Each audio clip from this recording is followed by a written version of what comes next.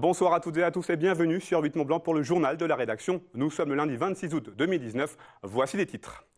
La 28e édition du festival Au Bonheur des Mômes s'est ouverte ce dimanche au Grand Bornand. Cette année, ce sont les clowns qui sont mis à l'honneur pour le plus grand bonheur des enfants, mais aussi des parents, plongés au cœur du plus grand festival européen des spectacles vivants destiné aux enfants dans ce journal. Et puis nous irons à la Sambie pour tirer un premier bilan de la saison estivale qui s'achève ce 1er septembre. Pour la station des Bauges, l'été 2019 est à classer dans les très bons crus avec un chiffre d'affaires remarquable. Emmanuel Jaude a pris un peu de hauteur. Je vous le disais en titre, c'est parti pour la 28e édition du festival Au Bonheur des Mômes au Grand Bornand. Pendant une semaine, les enfants sont à l'honneur dans la station des Aravis. Cet événement, c'est aussi l'occasion de terminer la saison d'été en beauté à une semaine de la rentrée scolaire. Nous sommes allés à la rencontre des petits et grands festivaliers. Reportage. C'est la même histoire chaque été. Depuis 28 ans, le festival Au Bonheur des Mômes s'installe au cœur des Aravis. Une semaine de spectacles vivants, de représentations de rue, d'ateliers ou encore de jeux. Cette année, le festival fait son clown, tout en programme.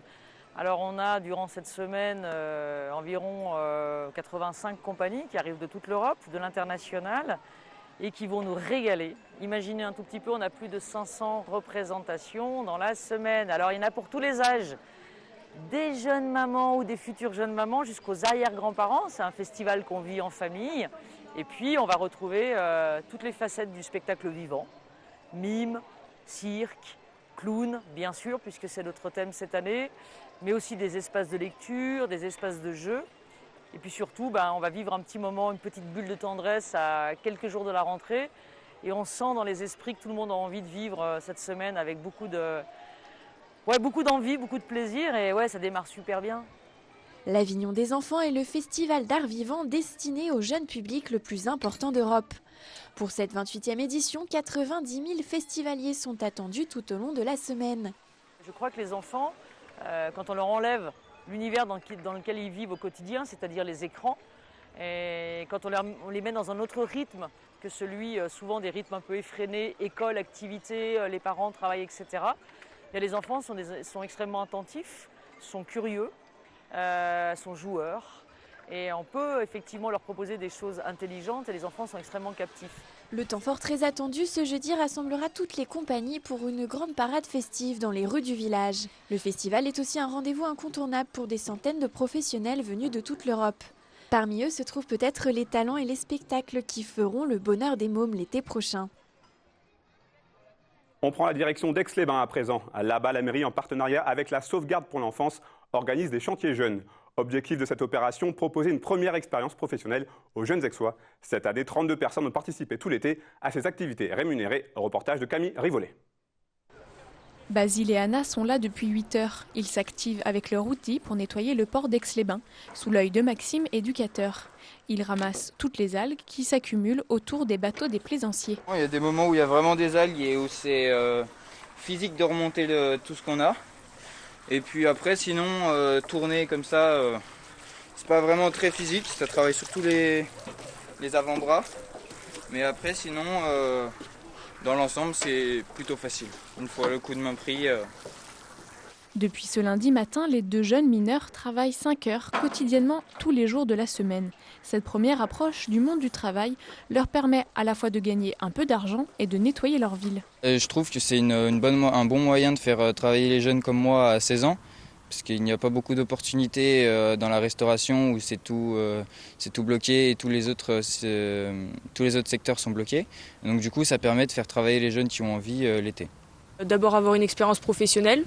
Ça fait toujours quelque chose en plus dans le CV et puis surtout aussi un peu pour avoir un peu d'argent pour l'été. Vu que j'ai pas 18 ans, c'est un peu compliqué de trouver du travail, donc du coup c'est une bonne solution. Alors j'aimerais bien économiser pour après plus tard pouvoir voyager, pouvoir travailler, ouvrir une entreprise, faire des petits projets dans la vie quoi.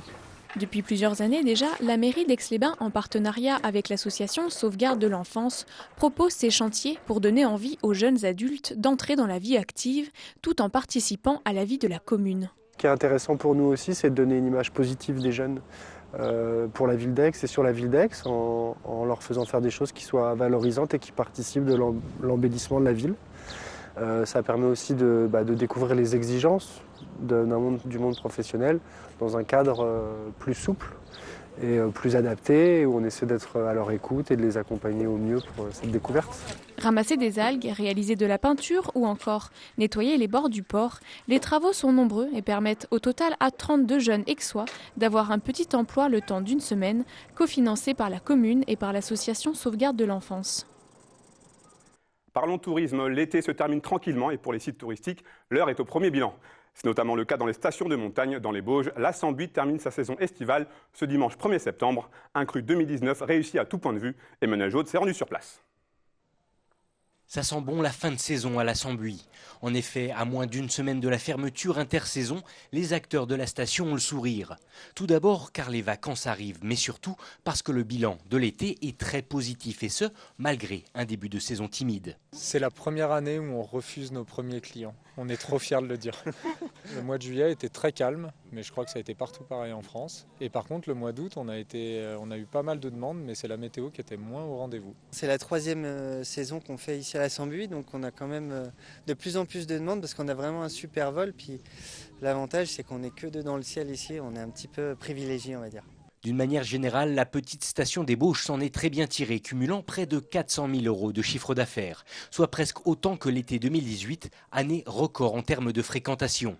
Un signe fort qui confirme donc les choix effectués ces dernières années, une vraie stratégie 4 saisons qui devient aujourd'hui un modèle en la matière. On a d'autres stations qui viennent nous voir un petit peu pour avoir des conseils sur les exploitations été, pour voir un petit peu en termes de diversification ce qu'on peut faire. Donc c'est toujours flatteur de voir qu'on peut être un petit peu modèle ou moteur sur ces démarches-là et puis se rendre compte que finalement le pari qui a été pris il y a quelques années, de se dire voilà, on investit sur l'été, on essaye de mettre des activités un peu plus variées, finalement ça fonctionne. Donc ça c'est vraiment top. Ouais. Les activités et les remontées mécaniques s'arrêteront ce dimanche 1er septembre pour une intersaison qui s'annonce d'ores et déjà chargée en aménagement et en révision du matériel avant le retour de la neige et du début d'exploitation hivernale.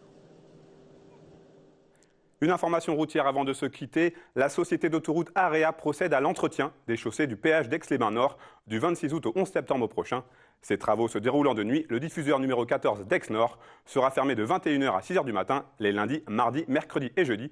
Pendant cette période de 3 semaines, un itinéraire de déviation est en place. C'est la fin de cette édition. Merci à vous pour votre fidélité à l'information sur 8 Mont Blanc. Merci à toute l'équipe. Je vous retrouve avec plaisir mardi pour un nouveau journal.